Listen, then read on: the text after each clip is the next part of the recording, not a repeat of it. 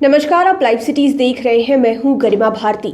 लोजपा में इन दिनों लड़ाई अधिकारों की चल रही है। एक तरफ पारस गुट है तो दूसरी ओर चिराग पासवान अपने गुट के साथ अलग है। एक ओर जहां पशुपति कुमार पारस खुद को लोजपा के अपने गुट के राष्ट्रीय अध्यक्ष और लोकसभा में खुद को संसदीय दल का नेता बनाने के बाद लगातार नियमों में बदलाव कर रहे हैं, लोगों में बदलाव कर रहे हैं, वहीं दूसरी ओर चिराग पासवान इन दिनों जनता का आशीर्वाद बटोर रहे हैं। आशीर्वाद यात्रा का दूसरा चरण शुरू हो गया है।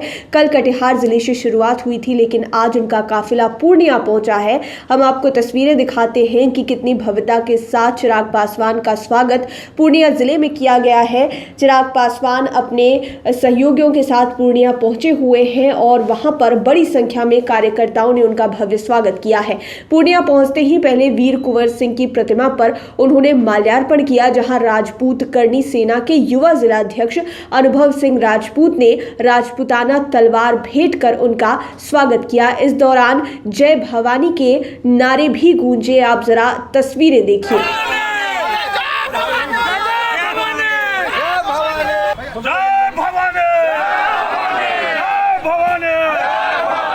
उसके बाद सुनिए कि चिराग पासवान ने पूर्णिया पहुंचकर वहां की जनता से क्या कहा और ये जो पूरी स्थिति है उसके विषय में क्या कुछ बताया है। मुझे तो मेरे अपनों ने ही डिच किया ना, मेरे अपनों ने ही मुझे धोखा दिया।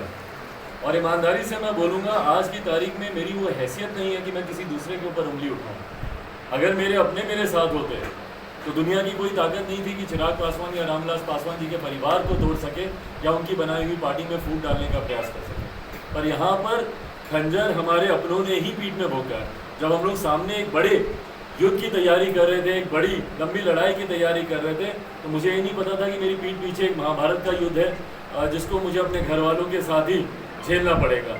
तो ये आज की तारीख में मेरी वो हैसियत नहीं है कि मैं दूसरे पे उंगली उठाऊं कि आपने मेरा साथ क्यों नहीं दिया या आपने मेरे साथ धोखा क्यों किया, क्योंकि मेरे परिवार के सदस्यों ने ही सबसे पहले मेरे साथ धोखा किया। मेरी धारणा से इसीलिए बदल जाए क्यों, क्योंकि मेरी कोई व्यक्तिगत महत्वाकांक्षा तथाकथित जो लोगों को लगती हो कि शायद मेरी महत्वाकांक्षा हो और उसको पूरा नहीं किया गया, इसलिए मेरी धारणा उनके प्रति बदल जाए, ऐसा होगा नहीं।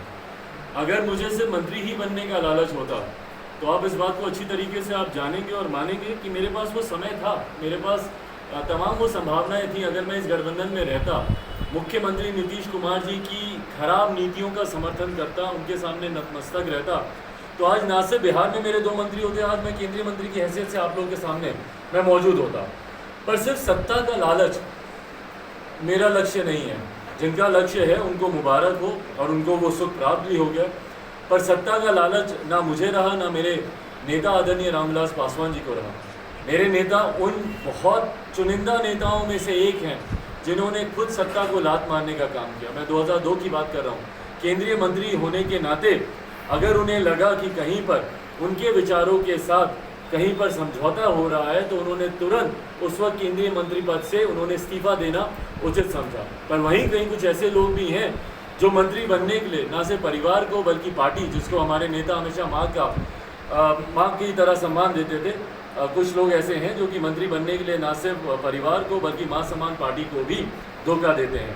तो बहरहाल आपके सवाल का जवाब देते हुए, आपके प्रश्न का जवाब देते हुए, अगर मेरी धारणा सिर्फ इन बातों से बदलनी होती तो मुझे लगता है इसके पूर्व में भी बहुत ऐसे समय थे जब धारणा बदल जाए। आज की तारीख में मेरी प्राथमिकता सिर्फ और सिर्फ यह आशीर्वाद यात्रा है। इस यात्रा के माध्यम से अपने संगठन को मजबूत करना और कोई लक्ष्य नहीं है। तो आपने चिराग पासवान को सुना, उन्होंने अपनी परेशानी बताई जो इन दिनों लोजपा के भीतर हो रहा है वो जनता के सामने खोल कर रखा। ये कहा कि अगर बाहर वाला कोई होता तो किसी की मजाल नहीं थी कि रामविलास पासवान या फिर लोजपा को तोड़ कर दिखा दे। घाव तो उनके अपनों ने ही उन्हें दे दिया है और जिससे वो उबर नहीं पा रहे हैं, बहुत ज़्यादा तकलीफ हो रही है। लेकिन महाभारत की तरह वो उसे लड़ने की कोशिश कर रहे हैं, सच और झूठ की लड़ाई को लड़ रहे हैं। और लोजपा के भीतर इन दिनों जो कुछ चल रहा है आपको भी पता है। अब देखने वाली बात ये होगी कि आगे और क्या कुछ होता है, क्योंकि आशीर्वाद यात्रा के दौरान जनता का समर्थन चिराग पासवान को मिल तो रहा है, लेकिन देखने वाली बात ये होगी कि कानूनी तौर पर क्या चिराग पासवान भी ये लड़ाई जीत पाते हैं। लाइव सिटीज के साथ आप बने रहें, हमारे चैनल को सब्सक्राइब करें। ये वीडियो फेसबुक पर देख रहे हैं तो पेज को लाइक करें, साथ ही साथ आप हमें ट्विटर पर भी फॉलो कर सकते हैं। धन्यवाद।